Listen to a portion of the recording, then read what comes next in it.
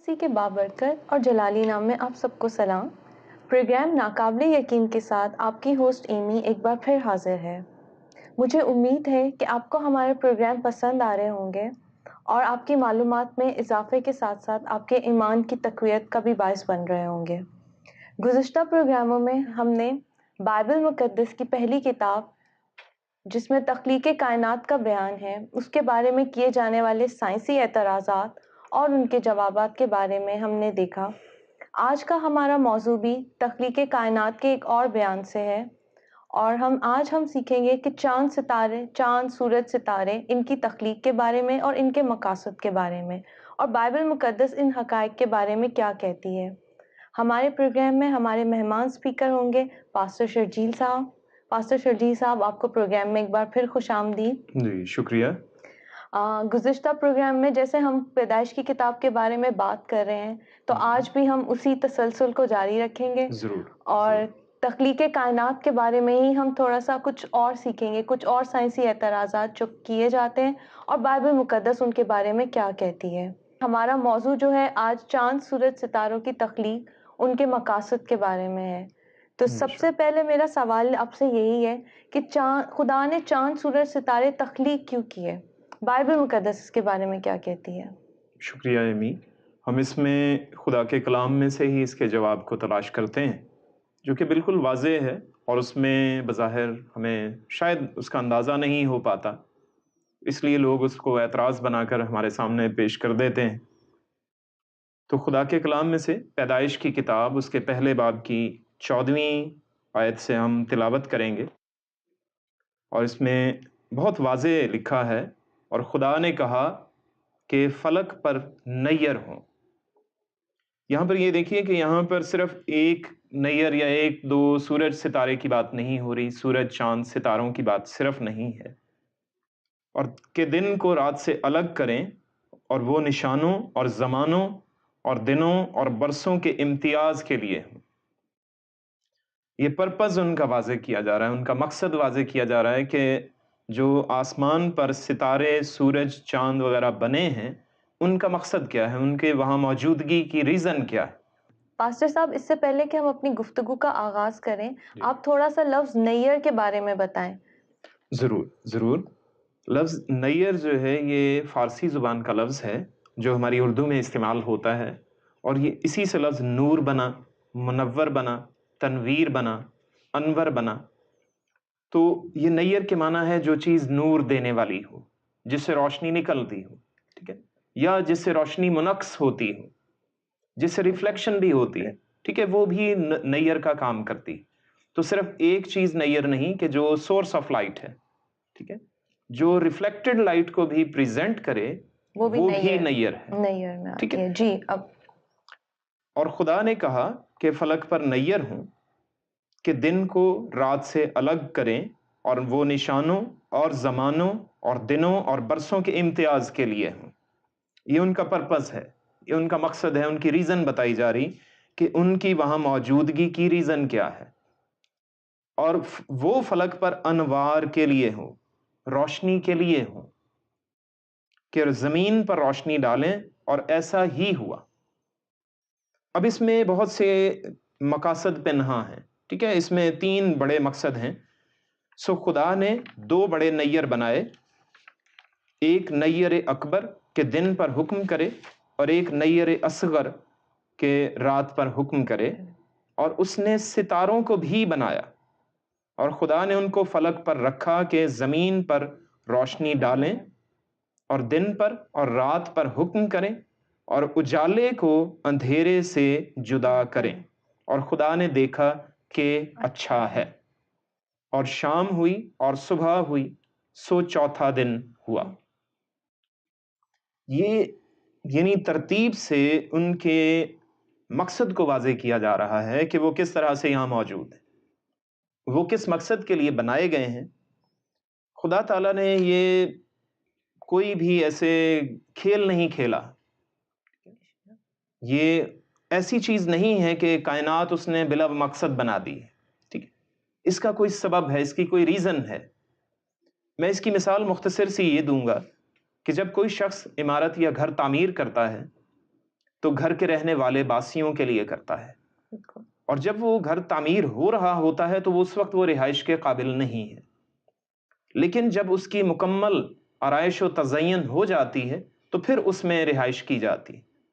تو خدا تعالیٰ نے بھی انسان کے رہنے کے لیے یہ تمام کائنات خلق کی ہے بے تاکہ شک بے انسان کو شک یہ گھر کی مانند لگے، صحیح اور اس میں وہ گھر میں اب ہمیں روشنی کی ضرورت ہے، اور آج کل کی لوڈ شیڈنگ کے زمانے میں تو یہ انتہائی ضروری ہے۔ تو خدا تعالیٰ کو علم تھا اور پہلے سے وہ جانتا ہے کہ یہ لوگ لوڈ شیڈنگ کریں گے، اس لیے اس نے اس کا انتظام پہلے سے کیا کہ فلک پر سورج نیر رکھ دیے۔ تاکہ دن کو سورج اور رات کو ہمارے جی، پاس تو یہ اس کا پہلا اور بنیادی مقصد اس طرح سے۔ اور پھر جو بات آگے 14ویں آیت میں موجود ہے کہ دن کو رات سے الگ کریں، الگ یہ لازمی ہے۔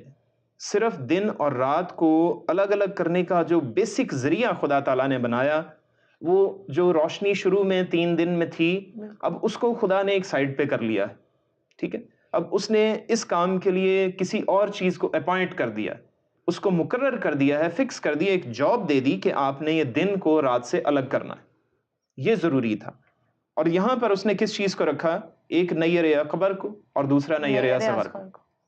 اب نیر اکبر جو ہے وہ دن پر حکومت کر رہا ہے، ہمارا سورج ہے، ہم سولر سسٹم کے اندر ہیں، نظام شمسی کے اندر ہیں، اور یہ چیز کہ وہ دن کو رات سے الگ کرے، یہ زمین کی روٹیشن کو واضح کر رہا ہے۔ یعنی زمین کی روٹیشن اس وقت شروع ہو گئی تھی، ایگزیکٹلی لازمی تھی، وہ پہلے دن سے ہی شروع ہو گئی۔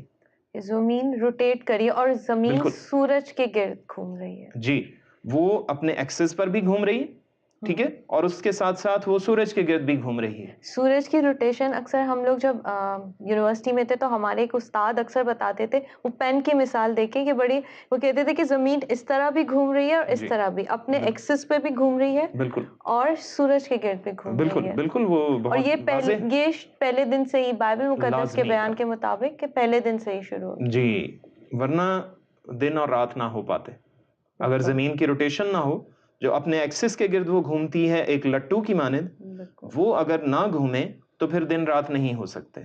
اور بائبل کی پہلی 4 آیات سے 5ویں آیات سے واضح ہے کہ سو پہلا دن ہوا، یوم اول، ٹھیک ہے؟ تو یہ چیز تھی کہ وہ روٹیشن موجود تھی۔ پھر اب اس روٹیشن کو فکس کر دیا گیا ہے، اب اس کے لیے ایک خاص نظام بنا دیا گیا، وہ خدا تعالیٰ نے چوتھے دن کیا۔ وہ سورج کو، چاند کو اور باقی ستاروں سیاروں کا جو بھی نظام تھا، اس لیے لفظ نیر استعمال ہوا ہے، ٹھیک ہے، کہ وہ نیر ہر طرح کی چیز ہے، مخصوص لفظ سورج چاند ستارے نہیں بلکہ نیر استعمال کیا گیا۔ اور یہ خدا تعالیٰ کے، دیکھیں یہ چیز ہے جو انسانوں کے علم کو اور خدا تعالیٰ کے علم کو الگ الگ جو ہے وہ واضح کرتا ہے کہ انسان کا علم محدود ہوتا ہے، لیکن خدا تعالیٰ جو ہے وہ سب کچھ جانتا ہے، وہ لامحدود ہے۔ تو اس لیے وہ پہلے سے ایسے الفاظ کا چناؤ کرتا ہے اپنے الہام کو دینے کے لیے کہ جو ہماری سمجھ میں آسانی سے آئیں اور ہمیں ان کا مقصد بھی سمجھ میں آ جائے۔ تو یہ ان کا بنیادی مقصد تھا کہ وہ دن کو رات سے الگ کریں، یہ ان کا پہلا مقصد ہے۔ پھر اس کے بعد وہ 14ویں آیت میں ہی ہے کہ وہ نشانوں کے لیے ہوں، زمانوں کے لیے ہوں، دنوں کے لیے ہوں اور برسوں کے امتیاز کے لیے، ان میں تمیز کرنے کے لیے، ان میں الگ الگ واضح کرنے کے لیے ہوں، یعنی کیلنڈرز دکھانے کے لیے، ٹھیک ہے، اور تاکہ وقت کا امتیاز انسان کو کرنا آ جائے۔ ایک مطلب خدا نے ایک سسٹم، مجھے ایسا لگتا ہے جیسے خدا نے ایک آرگنائز سسٹم، ہر چیز پری پلانڈ، ٹائم ہے، کیلنڈر ہے، منتھ ہے، ایئر ہے، ہر چیز پلانڈ ہوئی ہوئی ہے۔ بالکل، یہ جو ہے وہ ایک چیز بھی ایسی نہیں ہے کائنات میں جو کہہ لیجئے کہ پری پلانڈ نہیں ہے، ٹھیک ہے، اور جو ہے وہ آؤٹ آف آرڈر نہیں ہے۔ ہم جیسے کہ جنرلی بات کرتے ہیں کہ گیشیس جو مالیکیولز ہیں یا گیس کے مالیکیولز جو ہوتے ہیں، جیسے ہوا میں ہے مکسچر آف گیسز ہے، ٹھیک ہے، امیزا ہے یہ، تو ان میں رینڈم موشن کا لفظ ہم نے ایک ٹیکنیکل اصطلاح استعمال کر رکھی ہے کیمسٹری میں، لیکن ایکچولی وہ رینڈم نہیں ہے، وہ کیلکولیٹڈ موومنٹ کرتے ہیں مالیکیولز، ٹھیک ہے، ایک اسپیسیفک ڈسٹینس اور ایک اسپیسیفک لینتھ پہ موو کرتے ہیں، ٹھیک ہے، ایک اسپیسیفک ڈسٹینس اور اسپیسیفک ڈائریکشن ہے ان کی، صحیح، تو وہ کیلکولیٹڈ ہے، ہر چیز اپنے ایک آرڈر کے تحت، exactly, that is not a disorder, ٹھیک ہے، وہ کوئی بے ترتیبی ہرگز نہیں ہے، وہ ایک ترتیب ہے، اور یہاں پر بھی یہی ہے، ایک با ترتیب کام ہے، مسلسل کام ہے، ٹھیک ہے، کنٹینیوس فینومینا ہے، کہ وہ نشانوں کے لیے ہیں. اب نشان کون سے ہیں؟ کہ کائنات میں جو چیزیں بھی ظہور پذیر ہوں گی ان کو سمجھنے کے لیے ہم سورج کی روشنی کا استعمال کرتے ہیں، جس کے لیے ہم کیا ہے جنرلی لائٹ ایئرز کی اصطلاح استعمال کرتے ہیں، جسے نوری سال کہا جاتا ہے. ٹھیک ہے، کہ روشنی کی رفتار کے مطابق ہم کیا ہے فاصلوں کی پیمائش کرتے ہیں. ٹھیک ہے، یہ نشان ہے ہمارے لیے. پھر زمانے ہیں، ہم ایجز کو کیلکولیٹ کرتے ہیں. ٹھیک ہے، 1 ملینیم کیلکولیٹ ہوا، پھر دوسرا، پھر تیسرا، پھر چھٹا، ساتواں، جس طرح سے بھی ہو. اور جب ہم درخت کو اس کا کراس سیکشن کرتے ہیں، اس کا کراس سیکشنل کٹ لیتے ہیں، تو ہمیں اس کی تراش میں ہمیں اس کی لیئرز کے اندر جو ہے وہ اس کا ٹائم پتہ چل جاتا ہے، اس کی لائف پتہ چل جاتی. بالکل. تو وہ یہ جو ہے وہ یہ نیئرز کا کام ہے. جتنے انوار ہیں ان کی وجہ سے یہ ساری سچویشن بنتی ہے. ٹائم کیلکولیشن ہے جی، یہ سب بالکل. پھر دنوں کا بھی اور برسوں کا امتیاز بھی ہوا.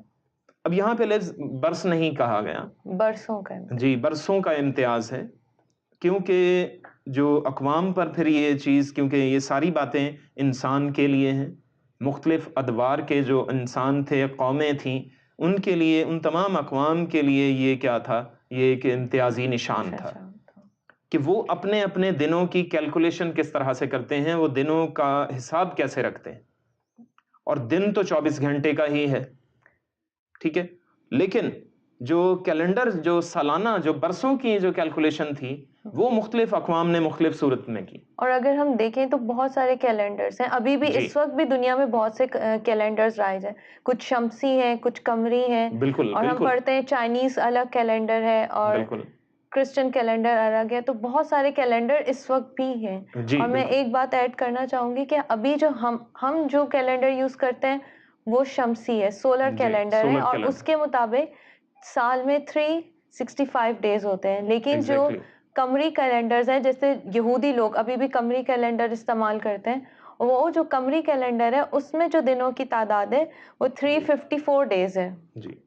تو یعنی یہ مختلف کیلنڈرز ہیں، مختلف عوام ہیں، مختلف کلچرز میں، کیونکہ چائنیز کا دیکھیں ان کا کیلنڈر الگ طرح سے چلتا ہے. بالکل. اس طرح سے ہمارے اپنے ملک میں بھی کئی طرح کے کیلنڈر چلتے ہیں. ہمارے ہاں شمسی اور قمری دونوں استعمال کیے جاتے ہیں. ہمارے مسلم بہن بھائی جو ہیں وہ قمری کیلنڈر استعمال کرتے ہیں. لیکن جو ایکچولی وہ اسی لیے دیا گیا، خدا تعالیٰ نے یہاں پہ ہمیں فکس نہیں کیا کہ آپ نے 365 دن کا سال استعمال کرنا ہے یا 354 دنوں کا سال استعمال کرنا ہے یا 360 دنوں کا. کیونکہ بابل کی جو حکومت تھی یا بابل کی جو سویلائزیشن تھی، ثقافت تھی، وہ 360 دن کا کیلنڈر استعمال کرتی تھی، جسے کلدانی کیلنڈر کہا جاتا ہے. ٹھیک ہے، اس کے علاوہ مصریوں کا اپنا ایک کیلنڈر تھا. وہ آسمانی جتنے بھی انوار تھے ان میں سے مختلف چیزیں جو انہیں نظر آتی تھی، جو اس دور میں جہاں تک ان کی رسائی تھی اجرام فلکی کو دیکھنے کے لیے، جیسے کہ ہم زوڈک سائن جنہیں کہتے ہیں، جو آج بھی استعمال جی، ہوتا ہے. اسے بائبل مقدس کی زبان میں آسمانی فوج کا نام دیا گیا کہ جو خدا تعالیٰ کے لوگ نہیں یا خدا تعالیٰ کی طرف سے مقرر کردہ نہیں تھی، وہ اس طرح کی آسمانی لشکر کو کیا کرتے تھے، وہ شمار کرنے کے لیے یا اپنا کیلنڈر چلانے کے لیے استعمال کرتے تھے. بلکہ ان کے دیوی دیوتا بھی سورج چاند وہ پرستش کرتے تھے. ان کے دیوتاؤں کو، سورج کو دیکھ کے انہوں نے دیوتاؤں کے نام رکھے ہوئے تھے. بالکل بالکل بالکل درست کہا آپ نے. اور ایجپشن اس میں کیا کہتے ہیں وہ لوگ، جیسے اگر صبح سورج چڑھ رہا ہے تو وہ اس کا الگ ہوتا ہے، اگر دوپہر کا سورج ہے تو اس کا الگ نام ہے، شام جو غروب ہو رہا ہے تو الگ. یعنی اتنے دیوی دیوتا اور ان کو مختلف چیزوں سے انہوں نے جوڑا ہوا تھا کہ کوئی وزڈم کا ہے، کوئی ان کے پاس طاقت کے لیے ہے. بالکل، ہر چیز کے لیے، زندگی کے ہر شعبے کے لیے انہوں نے دیوی دیوتاؤں کو رکھا تھا اور ان کے نام رکھے ہوئے تھے. تو یہ ایجپشین کیلنڈر، بیبلونین کیلنڈر یعنی مصری کیلنڈر، یا بابل کا کیلنڈر جسے کلدانی کیلنڈر کہا جاتا ہے، اور اس کے بعد اسرائیلیوں کا یا یہودیوں کا کیلنڈر. یہ 3 بڑے کیلنڈر تھے جو بائبل مقدس کے دور میں جب وہ لکھی جا رہی تھی تو اس وقت جو ہے وہ موجود تھے. لیکن جو بائبل مقدس میں کیلنڈر یہودیوں کو دیا گیا، وہ لوگ آج بھی اس پر کیا ہیں، قائم ہیں. وہ اس سے ذرا برابر ادھر سے ادھر نہیں ہوتے، اور وہ قمری کیلنڈر تھا اور وہ آج بھی قمری کیلنڈر ہی استعمال کرتے ہیں. جس میں سال کیا ہے وہ 354 دن کا ہے، لیکن اسے 365 دن والے شمسی کیلنڈر کے مطابق کرنے کے لیے وہ ہر 2 سال کے بعد تیسرے سال میں ایک 13واں مہینہ ایڈ کر لیتے تھے، جس سے کیا ہوتا کہ ان کا سال جو تھا وہ پورا ہو جاتا شمسی برابر کیلنڈر کے مطابق۔ اور وہ ان کی عیدیں جب آتی تھیں تو وہ اس کے مطابق ان کو ایڈجسٹ کرتے تھے۔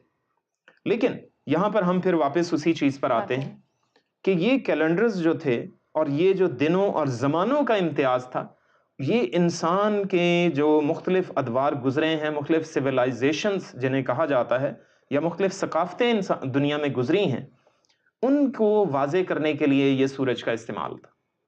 اور آج بھی ہم دیکھتے ہیں کہ سن ڈائل ایک بہت اہم چیز تھی جو استعمال ہوتی تھی، اور آج پھر اس کو جو ہے وہ اجاگر کیا جا رہا ہے کہ شمسی گھڑی وہ سب سے پہلے ایک طرح سے استعمال ہونا شروع ہوئی جہاں پہ لوگوں نے وقت کی اور ایک دن کو مختلف حصوں میں تقسیم کرنا شروع کیا، اور آخذ بادشاہ کے زمانے میں اس کا آغاز بہت زیادہ ہوا، اور انہوں نے اپنے ملک میں اس چیز کو رائج کیا۔ وہ یہودا کے قبیلے اور بنیامین کے قبیلے پر حکمران تھے، اور انہوں نے اس چیز کا آغاز کیا تھا آخذ بادشاہ نے۔ وہ کیا کیا جاتا کہ کوئی بھی تیز نوکدار بھالا لیا جاتا، جب سورج طلوع ہوتا تو اس وقت وہ کیا کرتے کہ کسی اونچے مقام پر کھڑے ہو کر، کسی پہاڑی کی چوٹی پر کھڑے ہو کر جو ہے وہ چھڑی کا سرا جو تھا وہ زمین پر ٹکاتے، تو جیسے جیسے اس کا سایہ جس طرح سے بڑھتا وہ اس کے مطابق اس وقت کی پیمائش کرتے چلے جاتے یا دن کو تقسیم کرتے چلے جاتے۔ تو آہستہ آہستہ انہوں نے اپنے مذہبی لحاظ سے اور اپنے ثقافتی لحاظ سے اپنے دنوں کو 12 حصوں میں تقسیم کیا تھا، جو 12 گھنٹے لگا لیجئے۔ کیونکہ ان کے دن میں خاص جو چیز تھی وہ ان کے 12 قبائل تھے جو بنی اسرائیل کہلاتے ہیں، یعنی بنی اسرائیل نے دن کو 12 گھنٹوں کا تقسیم کیا۔ جی بالکل درست۔ اس کے علاوہ اس سے پیشتر کسی اور قوم نے اس طرح سے نہیں کیا تھا، اور وہ خاص چیز یہ تھی کہ اس سے انہوں نے اپنے بزرگ باپ کو، جو یعقوب نبی ہیں، حضرت یعقوب علیہ السلام جنہیں کہتے ہیں، جن کا دوسرا نام اسرائیل بھی ہے، جو خدا تعالیٰ نے انہیں نام دیا تھا، اور انہیں یہ کہا تھا کہ جو اسرائیل پر لعنت کرے گا میں اس پر لعنت کروں گا، اور جو اسرائیل پر برکت چاہے گا میں اسے برکت دوں گا، یہ خدا تعالیٰ کا فرمان تھا۔ اسی طرح سے بنی اسرائیل کو بھی یہی کہا گیا۔ تو وہ 12 قبائل کے نام سے انہوں نے کیا ہے 12 حصوں میں اسے دن کو تقسیم کیا آخذ بادشاہ کے زمانے۔ پاسٹر صاحب، آپ سے ایک سوال اور میرے اس وقت ذہن میں آیا کہ یہ جو آپ 12 کہہ رہے ہیں، مطلب یہ جو دن اور رات دونوں کو ملا کے، یا صرف وہ دن کو 12 حصے میں تقسیم کرے اور رات کو 12 حصوں میں؟ ذرا اس کو تھوڑا سا واضح کر دیں۔ جی، یہ دنوں کو انہوں نے صرف دن کو کیا تھا، ٹھیک ہے، دن کے 12 حصے بنائے تھے، کیونکہ ان کا جو آغاز ہوتا ہے ویسے دن کا وہ 24 گھنٹے کا، وہ شام 6 بجے سے غروب ہوتا تھا، یا اس کے مطابق وہ کیا کرتے تھے سورج کے غروب ہونے پر وہ اگلے دن کا آغاز کر لیتے تھے، آنے والے دن کا۔ اور یہ میرے خیال سے پیدائش کی کتاب سے ہی شاید کانسیپٹ لیا، کیونکہ وہاں لکھا ہے سو شام ہوئی، صبح ہوئی اور پہلا دن۔ جی، ہماری کائنات کا جو وقت کا آغاز ہوا ہے وہ شام سے شروع ہوا ہے، تو اس وجہ سے وہ اس کے مطابق ہی لیتے تھے۔ لیکن جس ٹائم روشنی ہوتی ہے، دن جسے ہم کہتے ہیں، تو اس میں انہوں نے کیا کیا، اس کو 12 حصوں میں تقسیم کیا تھا، اور پھر رات کو یہ تو بعد کے زمانے میں 12 حصوں میں اسے بھی تقسیم کیا گیا، کیونکہ وہ انہی درجوں پر اسی وقفے کے مطابق وہ چلتی تھی، اس لیے انہوں نے اسے استعمال کیا تھا۔ یہ خصوصی وجہ تھی کہ سورج اور چاند کی۔ اب ہم یہ چاند کی طرف آتے ہیں، تھوڑا سا میں اس کے بارے میں بھی بتانا چاہتا تھا کہ چاند جو ہے وہ یہ بذات خود تو روشنی نہیں دیتا، ہم سب جانتے ہیں، یہ سائنس بھی اس چیز کو ثابت کر چکی ہے، سورج کی روشنی لیتا ہے، جی بالکل، اور یہ ریفلیکٹ کرتا ہے، منعکس کرتا ہے۔ لیکن اس کی روشنی کیوں ضروری ہے؟ اسے کہا گیا اس کے بارے میں کہ ایک نیر اصغر ہو کہ رات پر حکم کرے۔ یہ پیدائش کی کتاب کے پہلے باب کی 16ویں آیت میں ہے، ٹھیک ہے، اس کے درمیانی حصہ میں ایک چھوٹا جو ہے وہ روشنی دینے والا، ریفلیکشن کرنے والا، منعکس کرنے والا۔ لیکن ہم یہ جانتے ہیں کہ چاند کی روشنی جو ہے یہ انتہائی زیادہ مقناطیسی صلاحیت رکھتی ہے، میگنیٹک پاور رکھتی ہے، ٹھیک ہے، اور وہ ہمارے سمندر میں مد و جزر کے لیے جو ٹائڈل ویوز پروڈیوس ہوتی ہیں، جو ٹائڈز پروڈیوس ہوتی ہیں، وہ اس روشنی کی بنا پر ہیں۔ بہت ساری فصلوں کے لیے بھی چاند کی روشنی بے حد بے حد ضروری ہے۔ ضروری ہے، بالکل درست، بالکل درست۔ اور زمین پر جو یعنی دیکھیں اگر 24 گھنٹے سورج ہی نکلا رہے گا تو فصلیں خراب ہونے کا خدشہ ہے، جل سکتی ہیں۔ اور زمین کا ٹیمپریچر بھی کنٹرول رہتا ہے بالکل چاند سے۔ بالکل 24 گھنٹے سورج ہی چمکتا رہے تو زمین کا درجہ حرارت اتنا زیادہ بڑھ جائے گا کہ یہاں پہ زندگی کا وجود ختم ہونے کے قریب ہو جائے گا، یا ہم کہہ سکتے ہیں کہ ختم ہی ہو جائے گا۔ جی بالکل، یہ تو درست بات۔ اسی لیے دیکھیں یہ خدا تعالیٰ کا نظام ہے، پھر جو ہے وہ خدا تعالیٰ کی عظمت ہمارے سامنے آتی ہے، اس کی علم کی قدرت ہمارے سامنے آتی ہے، اس کی وسعت سامنے آتی ہے کہ وہ پہلے سے جانتا ہے کہ سورج کی تپش کتنی چاہیے اور چاند کی ٹھنڈک کتنی چاہیے۔ ٹھیک ہے، چاند کی روشنی ٹھنڈی ہوتی ہے، اب وہ بھی 24 گھنٹے نہیں رہتا، ورنہ ہماری زندگی پھر بھی ناپید ہو جائے گی۔ اس لیے وہ سمندر میں جیسے کہہ رہا تھا کہ سمندری حیات کے لیے چاند کی روشنی بہت ضروری ہے۔ مقناطیسی صلاحیت جو زمین میں ہے، جغرافیکل میگنیٹ جیسے کہا جاتا ہے، زمین ایک جغرافیائی مقناطیس ہے، تو اس میں بھی تبدیلی آتی ہے۔ جب زمین گردش کرتی ہے تو بالکل ایسے نہیں گھومتی رہتی، یہ تھوڑا سا ایک طرف کو بینڈ بھی ہوتی ہے، پھر ایک طرف سے اوپر اٹھتی ہے، پھر دوسری طرف جا کر پھر اس طرف سے بینڈ ہوتی ہے، ٹھیک ہے، اور پھر ادھر سے دوسری طرف سے اٹھ جاتی ہے، لیکن یہ لٹو کی طرح گھومتی ہے۔ اور جب لٹو گھومتے ہوئے آہستہ ہونے لگتا ہے، آخری حصے میں پہنچتا ہے اپنی رفتار میں، تو پھر وہ اس طرح سے اور اس طرح سے وہ لڑکھڑاتا ہے، ٹھیک ہے، لیکن یہ لڑکھڑا نہیں رہی، یہ تو واضح ہے، لیکن یہ ہے کہ یہ اس طرح سے کبھی ایک طرف کو جھکتی ہے، اس کا جھکاؤ ہوتا ہے، اور پھر دوسری طرف کو شفٹنگ ہوتی ہے اس کے جھکاؤ کی، لازمی ہوتی، اور یہ جغرافیکل شفٹ کہلاتی۔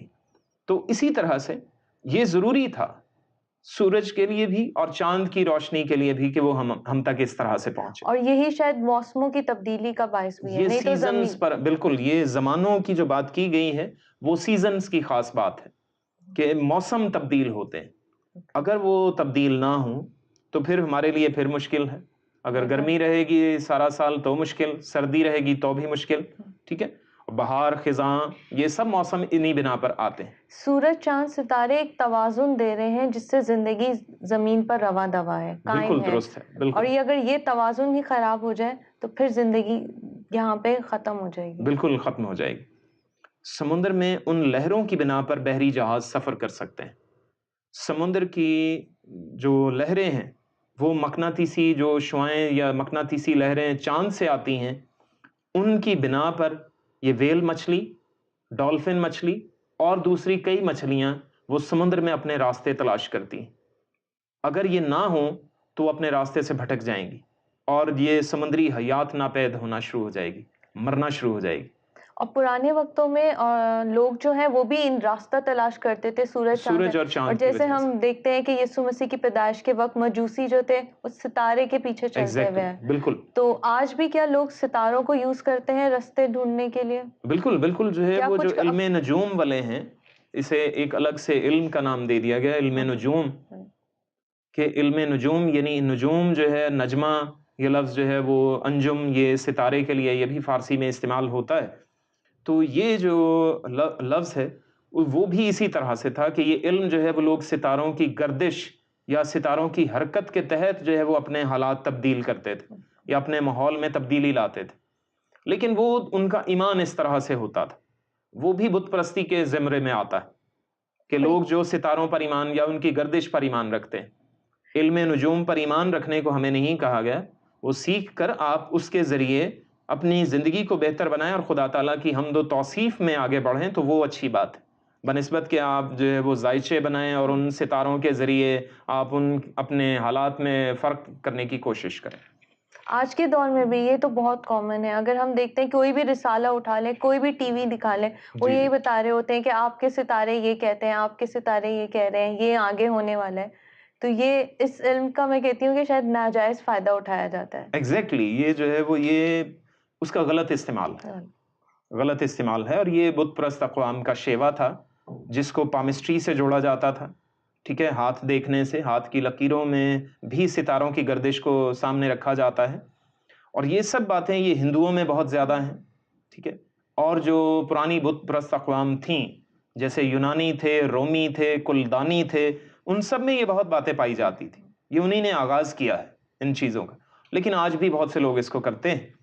تو لیکن یہی چیز ہے کہ ہمیں ان سے سیکھنے کی ضرورت ہے, اور وہ ستاروں کی گردش پر توجہ لگائے رکھتے ہیں بنسبت کے جیسے بائبل میں یسوع مسیح کے لیے ایک لقب استعمال کیا گیا ہے کہ صبح کا ستارہ. اگر وہ صبح کے ستارے کے پیچھے چلتے تو شاید وہ زندگی تک پہنچ جاتے. لیکن یہی چیز ہے کہ خدا تعالیٰ نے ان تمام چاند, سورج, ستاروں کو, ان سب کو بنایا ہے اور ان کو اپنے کنٹرول میں, اپنے اختیار میں رکھا ہے. اگر ہم اس بات کو ذہن میں رکھیں, یسایہ کی کتاب کے 40ویں باب میں واضح لکھا ہے کہ خدا تعالیٰ کی عظمت کو بیان کیا گیا ہے. یسایہ نبی فرماتے ہیں کہ خدا تعالیٰ ان سب ستاروں کو شمار کر کے بلاتا ہے اور ایک بھی غیر حاضر نہیں رہتا. اگر ہم سائنس کی نظر سے بھی دیکھیں, اور بائبل میں بھی لکھا ہے کہ ان کا شمار بے پناہ ہے, کیونکہ خدا تعالیٰ نے حضرت ابراہیم سے یہ واضح کہا کہ اگر تو شمار کر سکتا ہے تو باہر نکل اور ان ستاروں کو گن. لیکن وہ نہیں کر سکتے تھے. اس لیے یعنی وہ وجہ کیا ہے کہ وہ لا تعداد ہے, بے شمار ستارے ہیں. ہم پہلے گزشتہ پروگراموں میں یہ بات کر چکے ہیں کہ ان کی تعداد بے تحاشا ہے. ان سب ستاروں کو خدا تعالیٰ اپنی قدرت کے باعث ایک طرح سے ان کی رول کال لگاتے ہیں. جیسے صبح اٹینڈنس ہوتی ہے, جیسے اسکولوں میں, کالجز میں, تو ویسے ہی لکھا گیا ہے کہ تو ان کو شمار کر کے بلاتا ہے اور ایک بھی غیر حاضر نہیں رہتا. لیکن کسی کی ایبسینٹی نہیں ہوتی, غیر حاضری نہیں ہے. وہ خدا تعالیٰ کی مرضی پوری کرنے کے لیے کوئی بھی اپنے مقام سے ہٹتا نہیں. یہاں پر یہی چیز ہے کہ خدا تعالیٰ نے سب کو مقرر کیا ہے اور ان کو ایک دوسرے سے مختلف بنایا ہے تاکہ وہ خدا تعالیٰ کی قدرت کا اظہار کریں. ٹھیک ہے, یہ خصوصی وجہ تھی. اور یہ پہلی روشنی میں کہ خدا تعالیٰ نے جو پہلے دنوں میں 3 دن میں جو روشنی استعمال کی, وہ اس سے یہ مختلف کیوں ہیں؟ وہ خدا تعالیٰ کی اپنی قدرت کا اظہار تھا کہ میں چاہوں تو میں بغیر سورج, چاند اور ستارے کے بھی زمین پر روشنی پیدا کر سکتا, یا اس پر روشنی ڈال سکتا, اس کے لیے روشنی کا انتظام کر سکتا. اور ہم نے پہلے پروگرام میں بھی اس کے تعلق سے بات کی. جی, تو لیکن خدا تعالیٰ نے وہ تھوڑا سا اشارہ دے کر پہلے 3 دن, اس کے بعد کیا ہے, روشنی کا انتظام ایک مستقل کر دیا. الیکٹریسٹی کا نظام بچھا دیا, وائرنگ بچھا دی, بلب لگا دیے ہیں آسمان میں تاکہ وہ کبھی نہ بجھیں. پاسٹر صاحب آپ نے بہت اچھی بات کی, اور اسی خوبصورت بات کے ساتھ ہم اپنے پروگرام کا اختتام کرتے ہیں. آج کے پروگرام میں ناظرین ہم نے دیکھا کہ چاند, سورج, ستارے بائبل میں ان کا کیا مقصد ہے, اور ہم نے دیکھا کہ ان کے مقاصد میں سب سے پہلے تو یہ ہے کہ زمین پر روشنی دیں, پھر زمین میں ایک توازن وہ قائم کر رہے ہیں تاکہ یہاں پہ زندگی چلتی رہے, اور کس طرح سے ہم خدا نے انسان کو ہر چیز مہیا کر کے دی ہے, اور اب انسان کے اوپر ہے کہ اس کو وہ کس طرح سے دیکھتا ہے ان چیزوں کو, اور وہ کس طرح سے انہیں استعمال کرتا ہے. اور سب سے بڑھ کر یہ کہ یہ چاند, سورج, ستارے سب خدا کے جلال کے لیے ہیں, یہ سب خدا کے کاموں کو بیان کرتے ہیں. اب میں اپنے پروگرام ختم کرنے سے پہلے ایک مشہور سائنٹسٹ البرٹ آئنسٹائن کی ایک بات انہوں نے کہی کہ if the facts don't fit theory, change the fact. یعنی اگر حقائق مفروضات کے مطابق نہ ہوں تو حقائق تبدیل کیے جا سکتے ہیں, یہ سائنس کہتی ہے. یعنی سائنس میں مسلسل تبدیلی آ رہی ہے, لیکن خدا کا کلام لا تبدیل ہے. اس میں جو کچھ لکھ دیا گیا ہے وہ تبدیلی نہیں آ سکتی. ہم سے رابطے کے لیے اس وقت اسکرین پہ ہمارے اسکائپ آئی ڈی, ہمارے contact number, Facebook I D اور ای میل آئی ڈی دکھا جا رہے ہیں.